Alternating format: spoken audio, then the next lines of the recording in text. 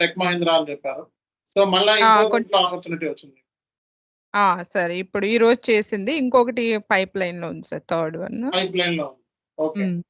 So, so, ఇప్పుడు మీకు already sir package prepare package అయింది హ్మ్. చాలా క్లియర్ కట్‌గా ఎక్స్‌ప్లెయిన్ చేయాలి. మనం ఓకే. ఏవైతే ప్రిపేర్ అవుతామో అదే క్లియర్ కట్‌గా ఎక్స్‌ప్లెయిన్ చేస్తే సరిపోదు సార్. వాళ్ళు కొన్ని ఓకే. ఎగ్జాంపుల్స్ రియల్ టైమ్ అయితే మనం చాలా నేర్చుకోవాలి సార్. మీరు చెప్పేది ఎనఫ్ సార్. ఓకే. 100% అది ఎనఫ్. కాదు. మెయిన్ ఏంటంటే అసలు ఎలాంటి క్వెషన్స్ అడుగుతారు? బేసిక్‌గా ఇంటర్వ్యూలో మిమ్మల్ని ఎలాంటి క్వెషన్స్ అడిగారు? ఏంటంటే క్వెషన్స్ నాకు బేసిక్‌గా majority of questions ECC to ఎస్4 హనా డిఫరెన్సెస్ కంపల్సరీ క్వెషన్స్ సార్. ఏ ఓకే. ఇంటర్వ్యూకెళ్ళినా సరే మీరు కంపల్సరీగా ఒక 12 పాయింట్స్ అయితే నేర్చుకోవాలి. ఓకే. డిఫరెన్సెస్ ఏవైతే హ్మ్. చేంజెస్ ఉన్నాయో.